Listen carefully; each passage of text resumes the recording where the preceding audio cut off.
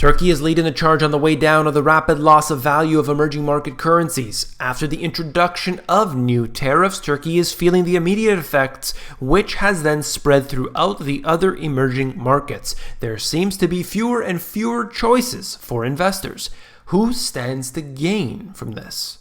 You came here for the truth, so let me unveil that for you. Today we're going to look at what's going on in Turkey. Going to talk about emerging markets, a few other topics to get to. If you are in Turkey or one of the people that have been requesting, where is the video on Turkey? I need to see that. Well, then this video is for you. So let's begin by taking a look at this article out of CNBC. Turkish lira plunges 20% versus the dollar after the authorization of doubling metals tariffs on Turkey.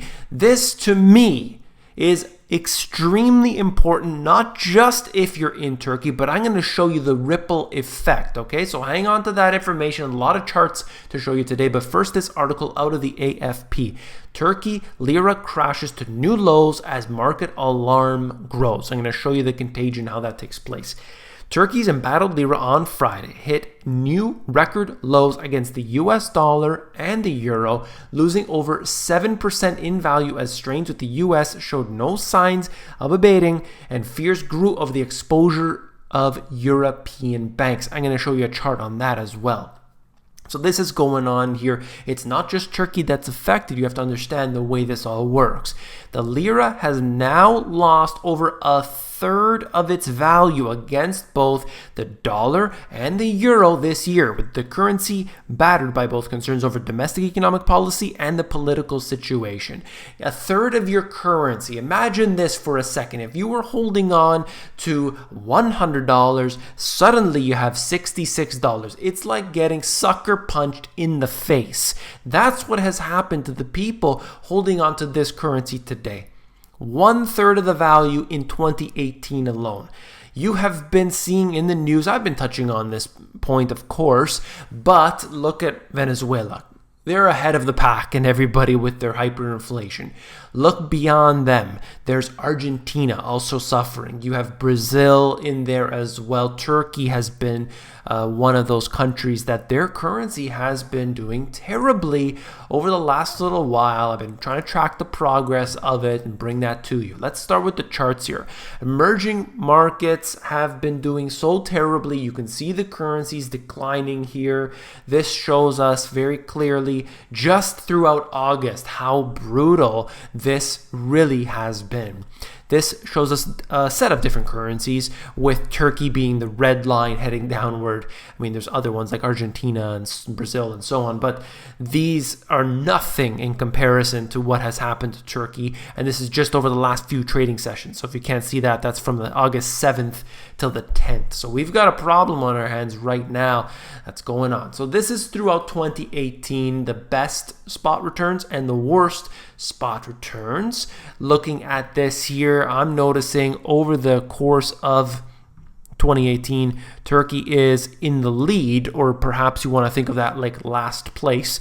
But Argentina is right there. Russia's there as well. Brazil is there. I mean, when you lose 13% on your currency in about half a year, that is just terrible for the people there.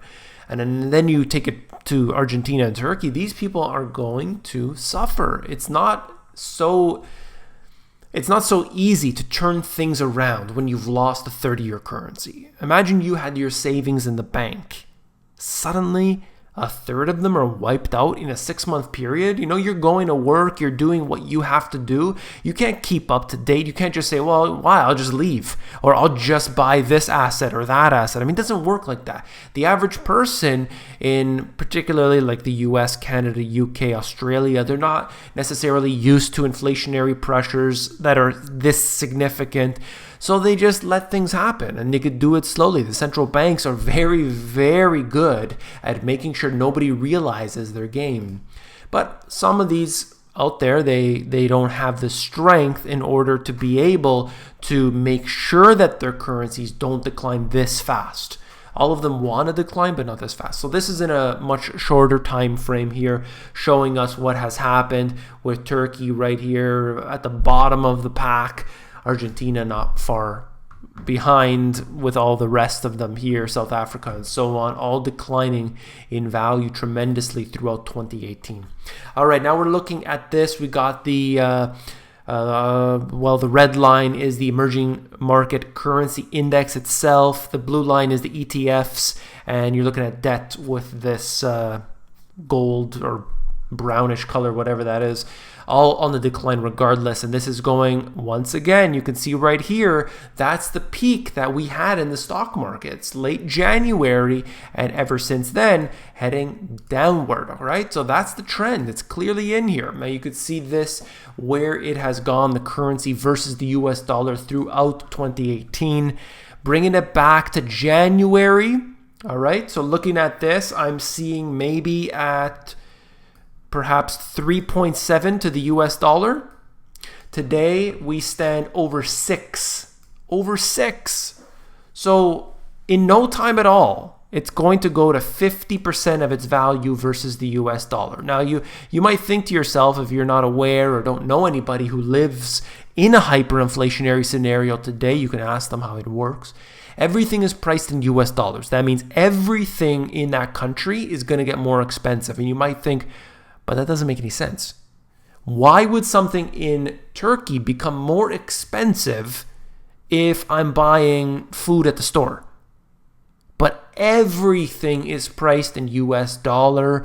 That has a major impact on imports, on exports, on food, on energy, on everything. So everything becomes more expensive. If everything becomes more expensive, people are shopping less. If people are shopping less, then you have a worsening economy. The economy then takes its toll. You see people losing their jobs. You see the government has to step in and try to manipulate. When they do so, they only make matters worse. And then it just goes further and further and further down. And you see the turmoil. You see the people take to the streets. You can see this going on today in certain countries that we're not allowed to talk about, that are really hurting with the hyperinflation today. Starts with I. But they are suffering as well because of all the policies put into place, because of sanctions, because of all of these different things that are designed not to cripple the government. They're designed to hurt the people. The people are hurt by it. Not the government is a faceless, nameless entity that means nothing. It's the people that we need to be caring about. But hey, nobody really cares anyway. All right, globally systemic, important banks. Probably said that wrong, but here we go. I've been tracking the progress of this as well since January, where they peaked out. Look at where it is today. We are heading back into levels lower than where we were at 1 year ago.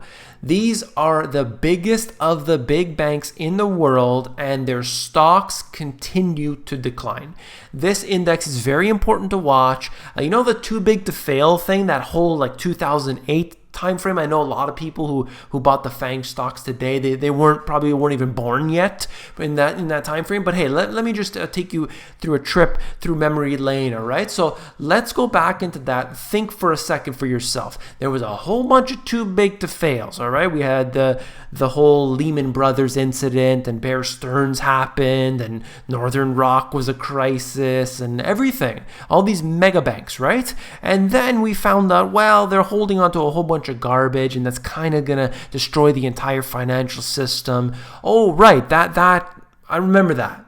Okay, so now we have it. Those banks again are failing. Deutsche Bank is one of the banks that's in this list, one of the biggest banks in the world, and it is failing today. They will have to bail it out. I love that excuse. It's impossible to bail out that bank, but that's what they say. Well, look at where it is headed. It's back to levels we haven't seen for a year. The weakness is clearly apparent. It is a bear market in the banking industry, and that is spreading throughout the world. It's not a US problem. It's not a Europe problem. It's not an emerging market problem. This is a global problem, and the weakness will always prevail, and it will eventually get onto your precious FANG stocks. This is an article talking about the ECB, talking about what's happening with emerging markets and their concerns. Okay, and I touch on a couple points to it with it, and just finish off there. The ECB, which declined to comment, said to be chiefly concerned about different banks here that BNP and Unicredit and so on, they have among the largest operations in Turkey, although their local subsidiaries' contributions to the overall balance sheet is relatively modest. Sure it is. The Turkish lira has resumed its prolonged slide as a rift between Turkey and the US widens, and so on. The supervisory review by the ECB does not yet see the issue as critical. Oh, sure. But it is concerned that borrowers may not be hedged against the lira's weakness, a worry since foreign currency loans make up about 40% of the Turkish banking sector's assets. So that's going to affect them dramatically. When you're looking at this, losing 30%, suddenly it makes a big deal, all right? So that's that. I just wanted to touch on this here. I think it's important to note what they're doing, how that's going to affect the actual people in that country. And this is a concern of mine. If you live in Turkey, if you have family in Turkey or friends in Turkey, let me know what you are experiencing today. This is the most global program you will find, okay? This is not just me coming up here with my big mouth and talking to you. This here is about you and me. It's about all of us together. We're going to share the information. We've got people on the ground in every country around the world, and it is up to you to share that information, not just with me because I'm going to read all the comments, but with everybody who views this. They're going to see the comments, they're going to look below, and they're going to look for people talking about the information out of Turkey, and they're not going to hear it from the mainstream media. They're going to hear it from you. So I appreciate that very much. If you found the video informative, please give me a thumbs up. Thank you for that. And if you want the financial education that was not taught to you in school, you're not going to get that anywhere, then these two books have it all. When you read these two books, you're going to be able to figure it all out from A to Z. Definitely check it out. Link is in the description of the video. If you're more interested in the audiobook version, you can get that at themoneygps.com.